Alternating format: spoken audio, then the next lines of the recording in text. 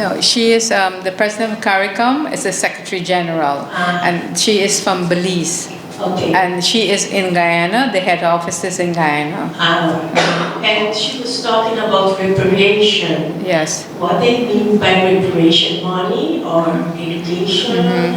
Well, we have the Caricom 10-point. If you Google Caricom 10-point, you will see all the various ways we can work. Caricom will work towards getting reparations. It's money, it's various different things, but it's included apology, money, infrastructure, and various others. So, but the Caricom 10-point can explain that clearly. If you Google Caricom 10-point, you will get that answer about the reparations. But because we are part of Caricom reparations, we are jointly working towards getting reparations in all forms. And it's not only in the Caribbean countries, but also we have a lot of connection with the African countries like Ghana, and we have various conferences like in December, November, there's a conference that some of us will be going to Ghana.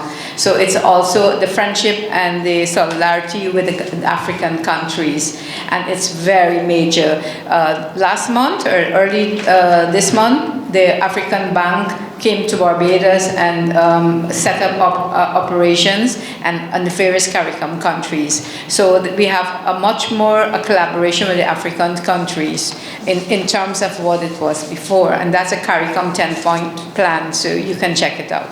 And one thing Jim said, we're not leaving in October, we're leaving in September. In about 1 week and a half, we are departing Bonaire. That's why we call this press conference. But we have to go back to the United Nations, and we have to do certain various lobbying and meetings to discuss Bonaire. So it's September, not October.